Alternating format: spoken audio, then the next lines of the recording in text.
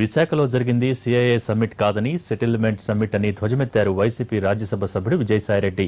1,00,000 ఎకరాల భూ కుంభకోణంలో లోకేష్ ప్రమేయం ఉందని ఆరోపించారు. భూ ఆక్రమణలకు పాల్పడ్డ ప్రతి ఎమ్మెల్యే జైలుకు వెళ్లక తప్పదని హెచ్చరించారు వైసీపీ నేత. విశాఖ జిల్లా పద్మనాభం మండలంలోని 444 ఎకరాల భూముల్ని కాజేసేందుకు ప్రయత్నాలు జరుగుతున్నాయని ఆరోపించిన విజయసాయిరెడ్డి మంత్రి గంటాకు తెలిసే ఇదంతా జరుగుతోందన్నారు.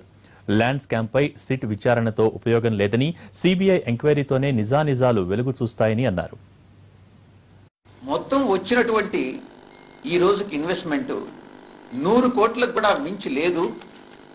కానీ ఈ రోజు ఈ యొక్క విశాఖపట్నం జిల్లాలోనే మొత్తం జరిగినటువంటి భూ కుంభకోణం 2 లక్షల కోట్ల నుంచి 3 లక్షల కోట్ల రూపాయల వరకు ఇంచుమించుగా 1,00,000 ఎకరాలని తెలుగుదేశం పార్టీకి చెందినటువంటి రాజకీయ నాయకులు స్వయాన ముఖ్యమంత్రి గారి పర్యవేక్షణలో, ఆయన కుమారుడు పర్యవేక్షణలో జరిపినటువంటి భూ కుంభకోణం, ముఖ్యంగా ఇక్కడ ఉన్నటువంటి ఈ జిల్లాకు చెందినటువంటి మంత్రులు, శాసనసభ్యులు అందరితో కూడా కలిపి ఈరోజు పార్ట్నర్షిప్ సమ్మిట్ అని చెప్పినటువంటి వ్యక్తి ఈరోజు ఇది పార్ట్నర్షిప్ సమ్మిట్ కాదు, ఇది సెటిల్మెంట్ సమ్మిట్లు అని అన్నటువంటిది నేను